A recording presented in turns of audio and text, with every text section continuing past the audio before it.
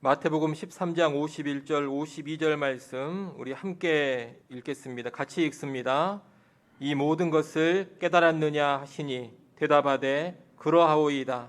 예수께서 이르시되 그러므로 천국의 제자된 서기관마다 마치 새 것과 옛 것을 그 곳간에서 내오는 집주인과 같으니라. 아멘. 방금 우리가 읽은 본문은 집주인의 비유라고도 하는데 천국의 제자된 서기관에 관한 말씀입니다. 우리가 계속해서 마태복음 13장의 천국 비유를 보고 있는데 오늘 본문의 이 말씀이 마지막 비유입니다. 그런데 이 마지막 비유는 천국 비유, 마태복음 13장에 있는 천국 비유 중 가운데 첫 번째 비유와 쌍을 이룹니다. 첫 번째 비유를 여러분 기억하십니까? 첫 번째 비유가 뭡니까? 첫 번째 비유는 씨 뿌리는 비유입니다. 씨 뿌리는 비유와 이 집주인 비유가 한 쌍을 이룬다는 겁니다. 씨 뿌리는 비유와 천국의 제자된 서기관, 이 집주인 비유는 복음을 선포하고 말씀을 가르친다는 측면에서 공통점이 있습니다. 두 비유가 공히 천국 복음을 전한다, 천국의 말씀을 가르친다, 이런 공통점이 있다는 겁니다. 차이점은 뭐냐? 씨 뿌리는 비유는 천국의 복음, 천국의 말씀을 전할 때 그 복음과 말씀을 받아들이는 사람들에게 초점이 가 있습니다. 사람들이 그 복음 앞에, 말씀 앞에 어떤 반응을 보이느냐, 여기에 초점이 있다는 겁니다.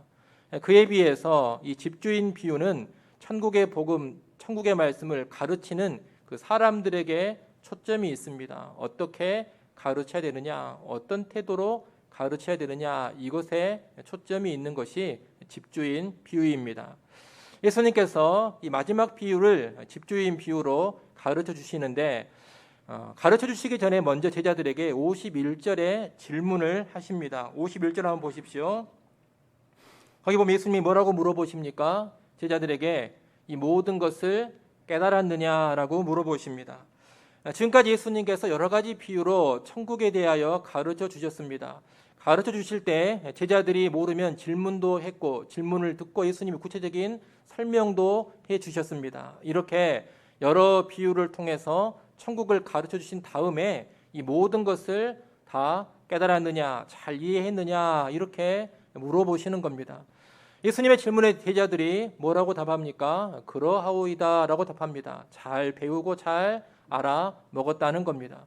물론 이때 예수님의 제자들이 하나님의 나라에 대해서 완전한 이해를 하고 있는 것은 아닙니다. 여전히 연약함이 있고 부족함이 있습니다. 하지만 예수님께 배우면서 택함받지 않은 사람들에 비해서는 하나님 나라를 제대로 이해하고 있습니다. 그런 측면에서 깨달았다라고 이야기를 하는 겁니다. 이렇게 예수님께 배우며 하나님 나라를 이해한 제자들을 향해서 예수님 주시는 말씀이 52절의 말씀입니다. 우리 52절 말씀을 다시 한번 읽어보겠습니다. 함께 읽습니다. 예수께서 이르시되 그러므로 천국의 제자된 서기관마다 마치 새 것과 옛 것을 그 곳간에서 내오는 집주인과 같으니라. 아멘. 예수님은 여기서 서기관이라는 직분을 언급하십니다.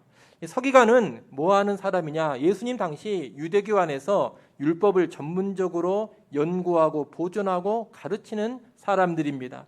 이 서기관들은 율법을 연구하고 준행하는 일에 힘썼습니다. 그리고 율법의 말씀을 그대로 필사해서 보존하고 계승하는 일에도 힘썼습니다. 그리고 율법의 말씀을 백성들에게 부지런히 가르치는 일을 했습니다. 한마디로 서기관은 어떤 사람이냐? 율법 말씀의 사역자들인 것입니다. 이들은 흔히 모세의 제자라고도 불리어졌습니다. 모세가 하나님의 율법을 전달해 줬기 때문에 율법의 사역자들은 이 서기관들을 가리켜서 모세의 제자다 이렇게 불렀다는 겁니다. 그런데 예수님은 천국의 제자된 서기관을 말씀하고 계십니다. 여기서 천국의 제자라는 것은 예수님을 통해서 천국 하나님 나라에 관해서 제대로 배우고 깨달은 예수님의 제자들을 가리키는 것입니다. 그런데 예수님께서 이 당신의 제자들을 가리켜서 뭐라고 부르느냐? 서기관이라고 부르신다는 겁니다. 예수님께서 당신의 제자들을 서기관이라고 부르시는 것은 이 제자들이 감당해야 될 책임과 사명을 가르쳐 주는 겁니다. 예수님 당시에 유대교의 서기관들은 모세의 율법을 선포하고 가르쳤습니다. 그처럼 예수님의 제자들은 이제 하나님 나라의 복음과 하나님 나라의 말씀을 선포하고 가르쳐야 한다는 겁니다. 그래서 예수님께 배운 제자들을 가르쳐서 천국의 제자된 서기관이라고 지칭하는 겁니다. 예수님은 이어서 이 천국의 제자된 서기관을 집주인에 비유하고 있습니다. 새 것과 옛 것을 그 곳간에서 내어오는 집주인과 같다, 이렇게 말씀을 하신 겁니다. 집에는 곡간이 있습니다. 이 곡간 안에는 오래된 곡식과 새로운 곡식이 들어가 있습니다. 그러면 집주인은 이 옛 곡식과 새 곡식을 적절히 내놓으면서 집안 사람들을 먹이고 집안 사람들을 양육하는 일을 하는 겁니다. 그런데 천국의 제자된 서기관들이 마치 이런 집주인과 같다는 겁니다. 이 말은 천국의 제자된 서기관들은 천국을 전하고 가르치기 위해서 옛 것과 새 것을 적절하게 사용해 간다, 이런 뜻입니다. 그러면 여러분, 여기서 옛 것과 새 것은 구체적으로 무엇을 가르치는 겁니까? 천국의 제자된 서기관은 천국을 가르치기 위해서 옛 것과 새 것을 적절하게 사용해 가야 되는데 무엇이 옛 것이고 무엇이 새 것입니까? 옛 것이라는 것은 예수님 당시 서기관들이 가르쳤던 율법의 말씀이라고 말할 수가 있겠습니다. 이 옛 것은 구약의 율법, 선지자들의 말씀입니다. 오늘날로 치자면 구약 성경이다, 이렇게 우리가 생각해 볼 수가 있겠습니다. 그럼 새 것은 뭐냐? 옛 것에 비해서 새 것은 복음을 말하는 것이고 예수님이 행하신 일과 예수님의 말씀을 통해 계시된 진리를 가리키는 것입니다. 오늘날 우리 입장에서 보자면 신약 성경이다, 이렇게 말할 수가 있겠습니다. 물론 예수님 당시에는 신약 성경이라는 것이 없었습니다. 그때에는 예수님이 가르치신 말씀, 예수님의 삶을 통해 보여주신 진리, 그것이 곧 새 것이었습니다. 그런데 시간이 좀 흘러서 예수님을 통해 계시된 그 진리가 잘 정리되어서 기록된 것이 신약 성경입니다. 그래서 오늘날 우리 입장에서 보자면 새 것은 신약 성경이다, 이렇게 말해도 무방하다는 것입니다. 예수님 당시의 제자들은 그 당시의 성경인 구약 성경을 가지고서, 그리고 예수님의 말씀을 가지고서 하나님 나라를 선포하고 가르쳤습니다. 옛 것과 새 것으로 하나님 나라를 가르친 겁니다. 오늘날 우리는 구약 성경과 신약 성경을 사용해서 하나님 나라를 선포하고 하나님 나라를 가르칩니다. 이것이 옛 것과 새 것으로 가르치는 모습입니다.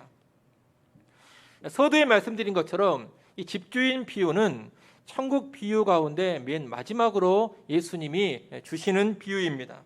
예수님이 하나님 나라와 연관해서 이 비유를 맨 마지막으로 주신 것은 종결 짓는 의미가 있습니다.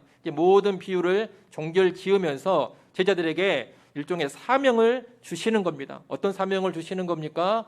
너희가 이제 천국 복음을, 천국의 말씀을 깨달았으니 세상으로 나가서 이 천국의 말씀을 선포하라, 가르쳐라, 이런 사명 감당의 측면에서 마지막 비유를 제자들에게 말씀하시는 겁니다.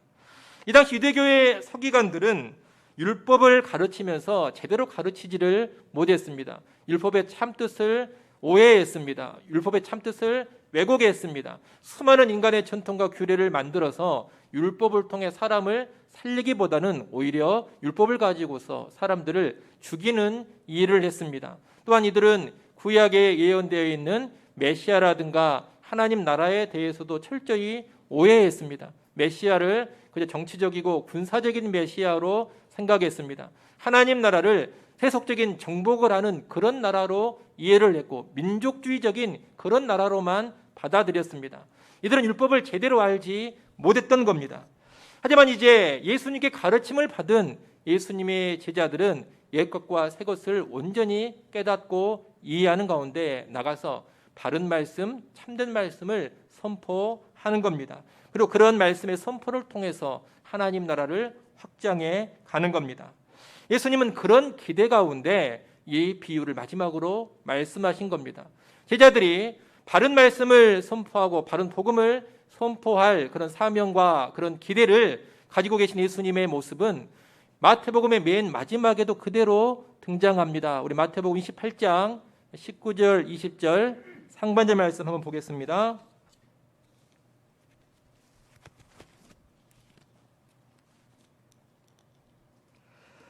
마태복음 28장 19절 20절 상반절까지 우리 같이 한번 읽어보겠습니다. 함께 읽습니다. 그러므로 너희는 가서 모든 민족을 제자로 삼아 아버지와 아들과 성령의 이름으로 세례를 베풀고 내가 너희에게 분부한 모든 것을 가르쳐 지키게 하라. 아멘. 여기도 보면 무슨 말이 나오느냐? 가르치라라는 말이 나옵니다. 예수님께 배운 제자들이 이제 모든 민족들에게로 나아가서 예수님께 배운 그 말씀을 가르쳐야 하는 겁니다. 말씀을 가르치면서 그 말씀대로 살아가게 하는 것, 이것이 제자들의 사명, 천국의 제자된 서기관의 사명인 것입니다. 그리고 이런 모습을 통해서 하나님 나라가 확장되어 가는 겁니다. 따라서 오늘 우리가 이 집주인 비유를 통해서 도전받아야 될 것은 뭐냐? 다른 게 아닙니다. 오늘날 우리가 천국의 제자된 서기관으로 이 땅을 살아가야 한다는 겁니다. 천국의 제자된 서기관으로 살아가는 것, 이것이 예수 믿는 사람들을 향한 예수님의 뜻입니다. 우리가 천국의 제자된 서기관으로 살아가려면 가장 먼저 무엇이 있어야 하느냐? 제대로 배워야 합니다. 예수님께서도 이 비유를 말씀하시기 전에 제자들에게 물어보시지 않았습니까? 뭐라고 물어보셨습니까? 이 모든 것을 깨달았느냐라고 물어보셨습니다. 내가 제대로 배워서 제대로 이제 알아 먹었느냐, 이 말씀을 하신 겁니다. 천국의 제자된 서기관이 되려면 이 일이 필요합니다. 잘 깨닫는 일이 먼저 있어야 한다는 겁니다. 그래서 오늘 우리가 천국의 제자된 서기관으로 살아가기를 원한다면 반드시 말씀을 바르게 배우고 제대로 배우는 일이 있어야 합니다. 여러분, 어디 가서 이상한 거 배우지 마시고 이단적인 사상, 그런데 현혹당하지 마십시오. 여러분이 말씀을 배울 때 일단 옛 것과 새 것을 분리하는 그런 가르침을 주의하셔야 됩니다. 좀 전에 옛 것은 오늘날 이야기한다면 구약이고 새 것은 신약이라 그랬습니다. 간혹 보면 이 구약과 신약을 완전히 분리해가지고 구약은 무시해버리고 신약만 강조하는 그런 사람들이 있습니다. 구약의 율법은 전적으로 거부해버리고 신약의 복음이라는 것만 주구장창 강조하는 그런 사람들이 있습니다. 또는 반대로 지금 여전히 구약의 율법을 문자 그대로 지켜야 된다, 이렇게 가르치는 사람들도 있습니다. 구약의 음식법이라든가 정결법을 그대로 지켜야 한다, 이렇게 이야기를 하고, 또 구약의 유월절 같은 절기도 지금 우리가 그대로 지켜야 구원받는다, 이렇게 가르치는 사람들이 있습니다. 이들은 다 잘못된 사람들입니다. 이단들이라는 겁니다. 옛 것과 새 것을 분리하면 다 이단입니다. 예수님은 천국의 제자된 서기관은 옛 것과 새 것을 다 내어오는 사람들이라 그렇게 말씀을 하셨습니다. 구약과 신약의 일관성을 인정하고 구약과 신약을 조화롭게 이해하면서 가르치는 사람, 이런 사람이 제대로 말씀을 가르치는 사람인 것입니다. 그러니 여러분 주변에 이렇게 구약과 신약을 철저히 분리하면서 가르치는 사람이 있다면 그런 사람들을 멀리 하셔야 됩니다. 아울러 여러분들은 자유주의자들도 조심하셔야 됩니다. 뭘 가르쳐서 자유주의라고 하느냐? 간혹 교회에서 자유주의 그러는데 개념을 잘 모르시는 분들이 있습니다. 자유주의는 다른 게 아닙니다. 성경보다 이성을 위에 두는 사람들을 가리켜서 자유주의자라 그렇게 이야기합니다. 이 자유주의자들은 성경을 읽어갈 때 이성적으로 이해가 되지 않고 합리적으로 보여지지 않는다 그러면 다 부정하고 거부해 버립니다. 그래서 이 자유주의자들은 예수님의 동정녀 탄생을 믿지 않습니다. 예수님의 성육신을 인정하지 않는 겁니다. 십자가 대속의 죽으심도 인정하지 않고 부활도 승천도 재림도 믿지를 않습니다. 이런 사람들이 자유주의자들입니다. 우리는 이런 자유주의자들의 가르침을 멀리해야 됩니다. 또 신비주의도 멀리해야 됩니다. 뭘 가르쳐서 신비주의라고 하느냐? 무슨 신비한 기적을 경험하고 신비한 기적을 믿으면 이게 다 신비주의인 게 아닙니다. 신비주의라는 것은 자신의 체험을 성경 위에 두는 것을 가리킵니다. 좀 전에 뭐가 자유주의라고 했습니까? 이성을 성경 위에 두면 그게 자유주의입니다. 뭐가 신비주의입니까? 자신의 종교적인 체험을 성경 위에 두면 그것이 신비주의입니다. 이런 신비주의자들은 늘 자기가 무슨 비밀을 깨달았네, 무슨 계시를 받았네 이런 소리를 하고 다닙니다. 또 늘 하는 소리가 무슨 방언, 입슨, 치유 이런 이야기들만을 하고 다닙니다. 신앙의 모든 생활을 자꾸 신비한 체험으로만 끌고 가려고 합니다. 이런 신비주의자들의 주장과 가르침을 우리가 또 크게 경계해야 됩니다. 잘못된 것이기 때문입니다. 또 하나 경계할 것이 있습니다. 기복주의도 경계해야 됩니다. 기복주의라는 것은 하나님의 복을 세상에서 그저 돈 잘 벌고 형통하고 건강한 것 이것으로만 축소시키는 것을 말합니다. 세상에서 윤리적이지 않고 비도덕적인 삶을 살면서도 그냥 돈만 잘 벌면 하나님 복 받았다고 이야기해주고 세상에서 승승장구하기만 하면 하나님이 도와줬다고 말하면서 복으로 간주하는 것 이런 것이 기복주의입니다. 우리는 이런 기복주의의 가르침도 잘못된 것으로 알고 멀리할 줄 알아야 됩니다. 우리는 예수님으로부터 시작해서 사도들을 통해 전해진 복음과 말씀, 옛부터 전해져 내려온 정통적인 복음, 정통적인 말씀을 배우고 익혀야 됩니다.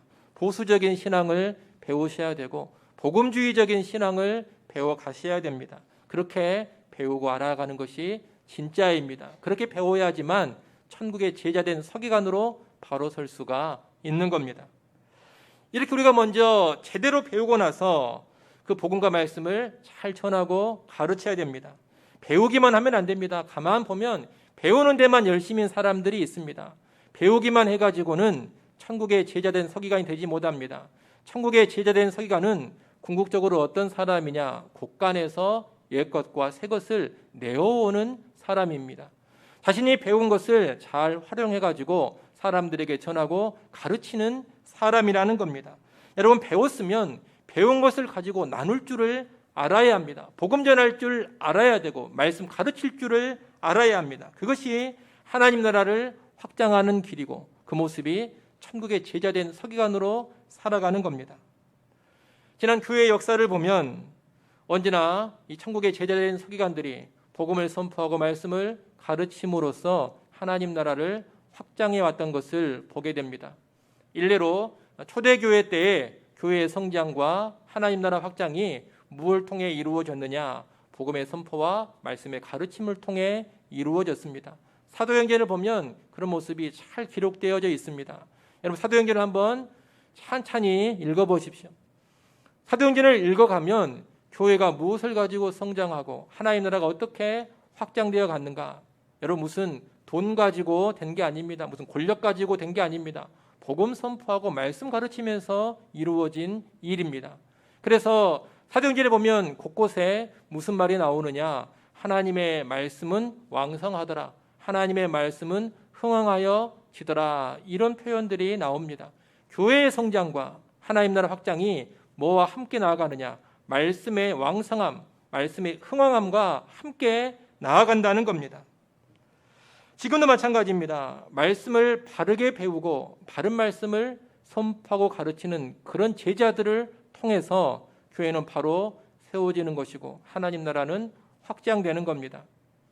반대로 말씀이 바르게 선포되지 않고 그릇된 말씀이 나아가기 시작하면 교회는 무너지는 것이고 하나님 나라는 위축되어집니다. 지난 2주간의 삶도 여러분 한번 돌아보십시오. 지난 2주간 이 나라가 얼마나 시끄러웠습니까? 시끄러운 파탄의 중심에 목사가 있었고 교회가 있었습니다.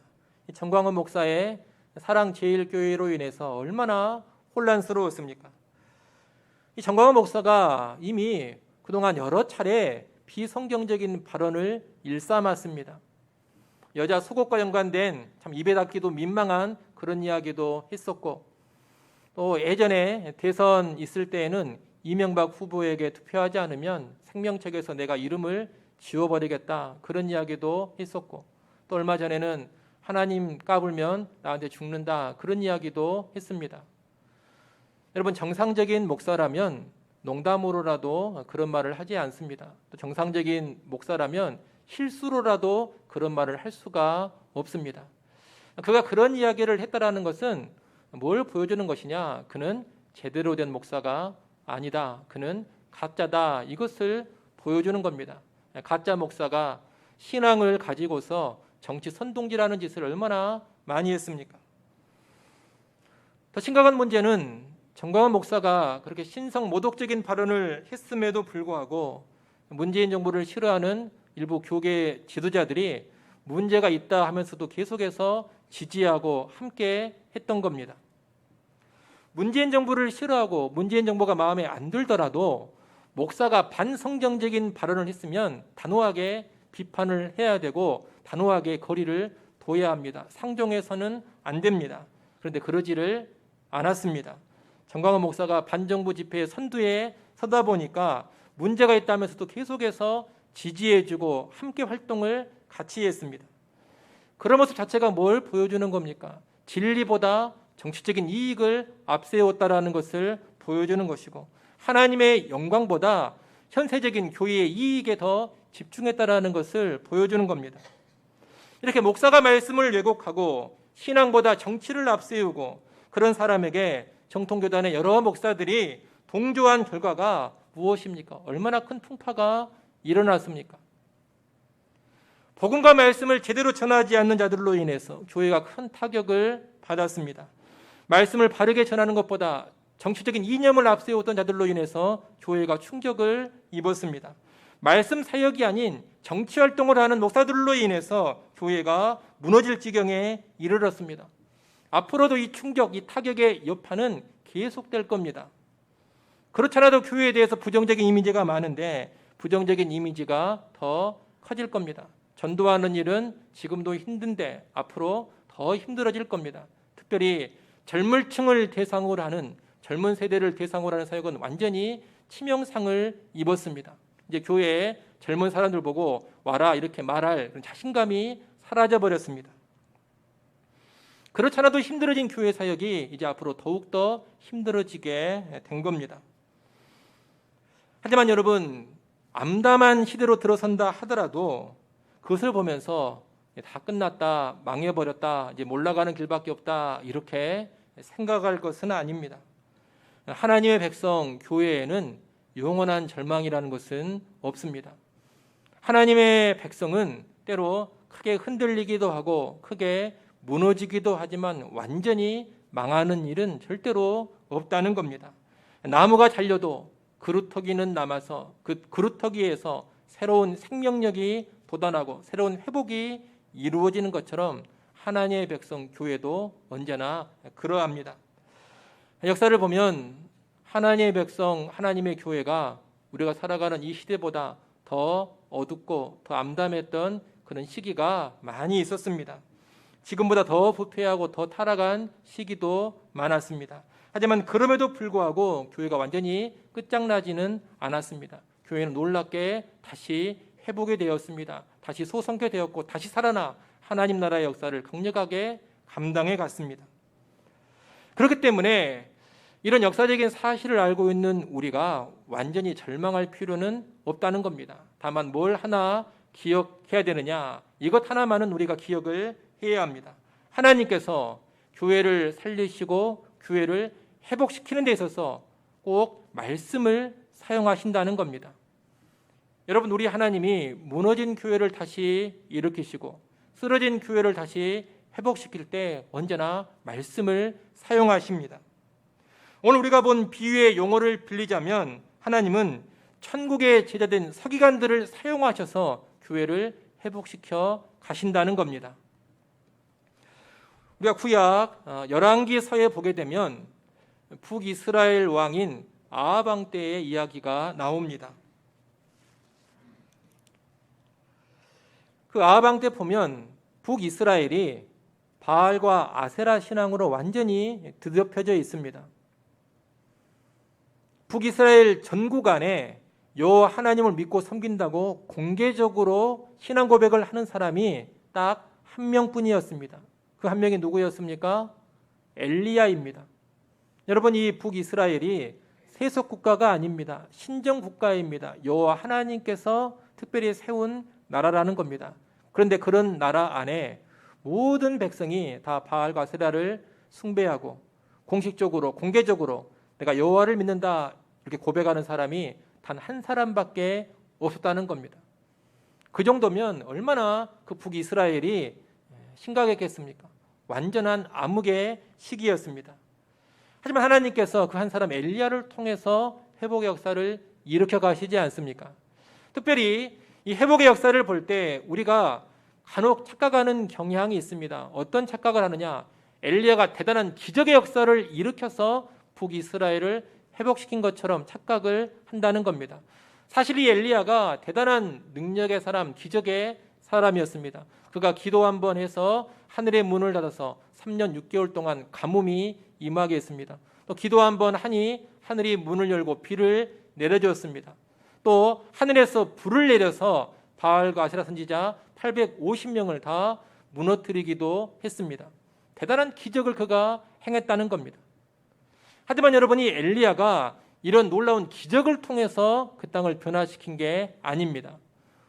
우리가 열왕기상을 쭉 읽어보면서 엘리야의 이야기를 따라가면 오히려 이런 놀라운 기적을 일으켰음에도 불구하고 그 땅 사람들이 변화되지를 않습니다. 그래서 엘리야가 실망하고 절망합니다. 하나님께 나아가서 이런 사역이 무슨 의미가 있느냐, 차라리 나를 죽여달라 이렇게 하소연을 합니다. 기적을 통해서 그 땅이 바꾸어진 게 아니라는 겁니다. 그러면 뭘 통해서 그 땅이 바뀌어졌느냐? 엘리야 이야기를 우리가 쭉 읽어보면 엘리야의 사역이 후반부로 가면 바꾸어집니다. 어떻게 바꾸어지느냐? 무슨 전 국민을 대상으로, 전 나라를 대상으로 기적을 일으키는 사역이 아니라 선지자의 생도를 키우는 사역으로 전환을 합니다. 한번 열왕기상을 집에 가서 읽어보십시오. 후반부로 가면 엘리야는 계속해서 누구와 함께 등장을 하느냐? 선지자의 생도들과 함께 등장을 합니다. 선지학교를 세워서 말씀의 사람들을 키워내는 일을 엘리야가 했다는 겁니다. 하나님의 말씀을 바르게 배우고 바르게 선포하면서 가르치는 사람들을 키워내서 그 땅의 변화를 추구한 겁니다. 그리고 실제 뒤에 보면 북이스라엘 땅에 정말로 여호와를 인정하는 사람들이 이제 적잖게 등장을 하게 됩니다.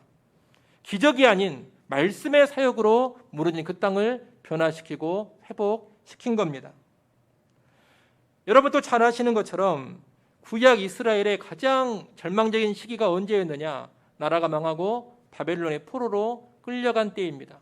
바벨론의 포로로 끌려가서 70년의 암흑기를 보내야 했습니다. 그 70년의 포로기는 하나님의 백성 입장에서는 완전히 망해버린 것 같은 그런 시기였습니다. 하지만 그들이 귀환해서 다시금 회복되지 않습니까? 이때 이 회복에 결정적인 기여를 한 사람이 있습니다. 그 사람이 누구냐? 에스라입니다. 이 에스라는 율법의 학사였습니다. 다시 말하면 서기관이었습니다. 이 에스라를 잘 설명해 주는 말씀이 에스라 7장 10절에 나옵니다. 에스라 7장 10절 말씀을 우리가 한번 보겠습니다.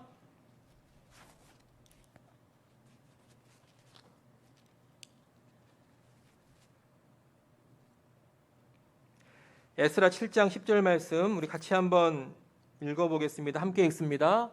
에스라가 여호와의 율법을 연구하여 준행하며 율례와 규례를 이스라엘에게 가르치기로 결심하였었더라. 아멘. 여러분, 에스라는 율법을 연구하고 준행했습니다. 그리고 어떤 결심을 했느냐? 율례와 규례를 이스라엘 백성들에게 가르쳐야 되겠다. 그런 결심을 했습니다. 이 결심에 입각해서 귀환한 백성들과 함께했고 귀환한 백성들에게 열정적으로 말씀을 선포하고 말씀을 가르쳤습니다. 에스라의 말씀 사역을 통해서 귀환한 백성들이 제대로 회복이 된 겁니다. 그저 회복된 게 아닙니다. 그 중심에 말씀의 사역이 강력하게 있었다는 겁니다. 중세 때도 똑같았습니다. 중세 때의 교회도 얼마나 암담했습니까? 중세에 부패한 교회에 비하면 오늘날 교회는 양반입니다. 하지만 중세의 교회를 하나님께서 종교개혁을 통해서 새롭게 하셨습니다. 종교개혁의 두 핵심적인 인물이 루터와 칼빈 아닙니까? 루터와 칼빈도 어떤 사람입니까? 무슨 기적의 사람들이 아닙니다. 그 두 사람은 철저한 말씀의 사람입니다. 말씀의 사람의 말씀의 사역을 통하여서 부패한 어두워진 중세교회를 회복시키신 겁니다. 그럼 제가 지금 여러 이야기를 했는데 핵심이 뭡니까?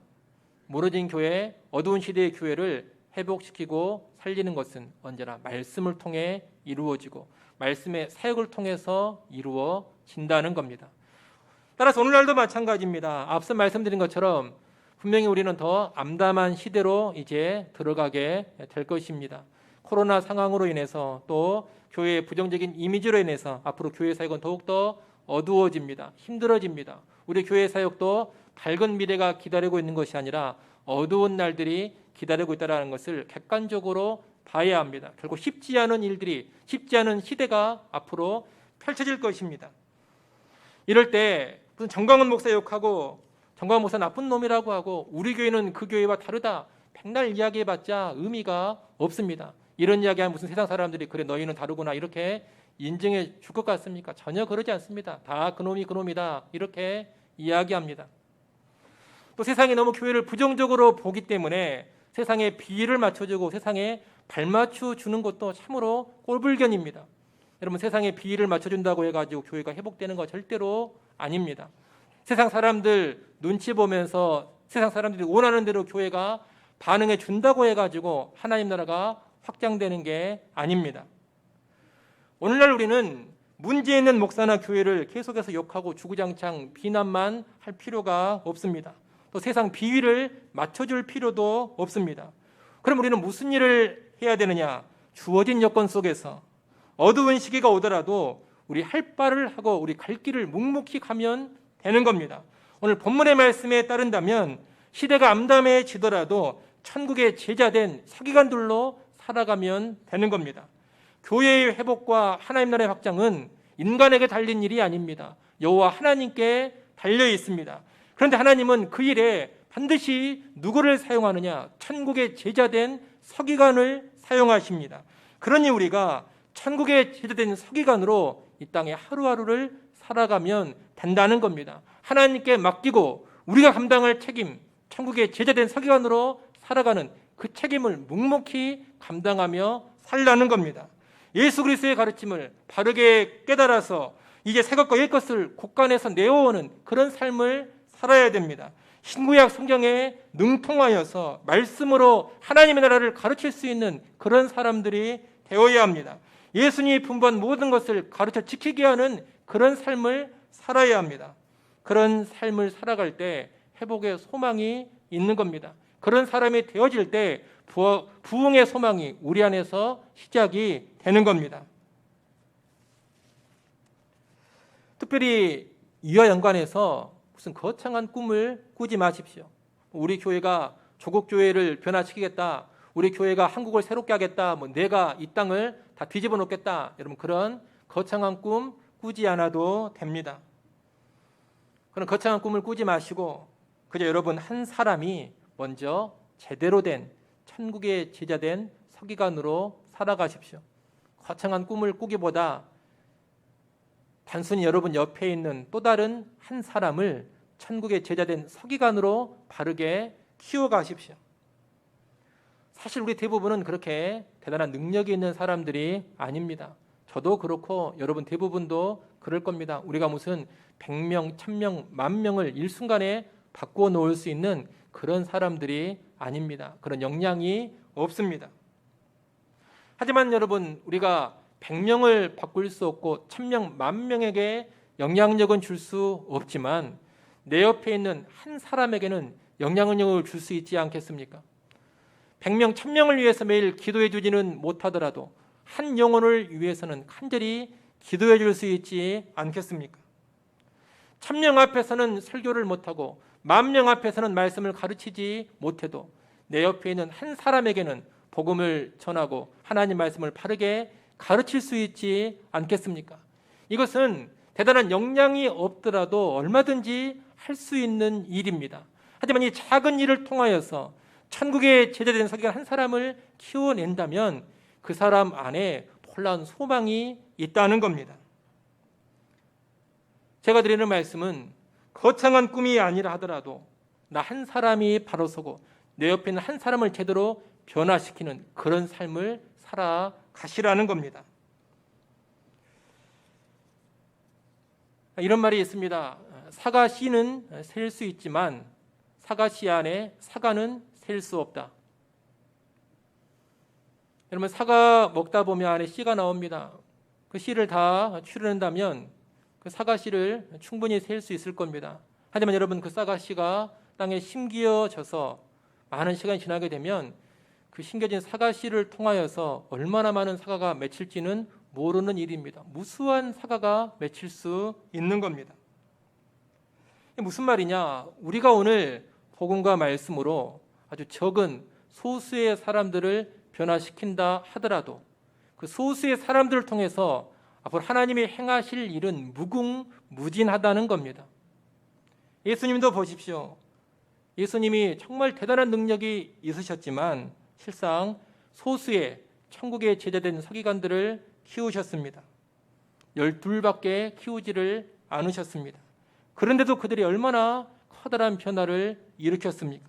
그들을 통해 얼마나 무수한 하나님의 사람들이 일어났고 얼마나 많은 교회가 세워졌고 얼마나 강력하게 하나님의 나라가 확장되어 갔습니까? 여러분, 예수님이 마음을 먹으시면 굳이 12만 바꾸어 놓으실 수 있었겠습니까? 더 많은 사람을 바꾸어 놓을 수 있었을 것입니다. 저는 그 모습이 참 감사가 됩니다. 그 대단한 능력이 있으신 분이 엄청난 숫자의 사람을 바꾸어 놓지 않고 소수의 사람을 바꾸는 일에 인생을 거셨다. 이게 얼마나 오늘 평범한 우리에게 위로가 되고 격려가 되는지 모릅니다. 그 대단한 능력을 지니신 예수님도 12 키워서 큰 일을 이루셨다면 평범한 우리도 대단한 능력을 보이지 못한다 하더라도 내 옆에 있는 소수의 사람 변화시키면 그것이 큰 일을 이룰 수 있겠구나. 여러분, 이런 기대를 가질 수 있지 않습니까? 여러분, 좀 전에 말씀드린 것처럼 사과씨는 셀 수 있지만 사과씨 안에 사과는 셀 수 없습니다. 일을 하시고 여러분의 역량에 따라서 크든 작든 천국의 제자된 서기관으로 살아가시기를 바랍니다. 소수의 사람이라 하더라도 복음과 말씀을 제대로 가르쳐서 반드시 천국의 제자된 서기관으로 키워가십시오. 그들을 통해서 교회가 회복되고 하나님 나라가 더 강력하게 확장되는 큰 역사가 일어날 것입니다. 소수의 사람들을 통해서 무한한 가능성이 펼쳐질 것입니다. 그것을 전망하면서 여러분 한 사람이 먼저 바로 서시고 내 옆에 한 사람을 변화시켜 갈 수 있기를 소원합니다. 이것은 참으로 작은 일이지만 위대한 일이 될 것입니다. 작지만 위대한 그 꿈을 품고서 천국의 제자된 서기관으로 아름답게 살아가는 우리 모두가 될 수 있기를 간절히 축원합니다. 기도하겠습니다.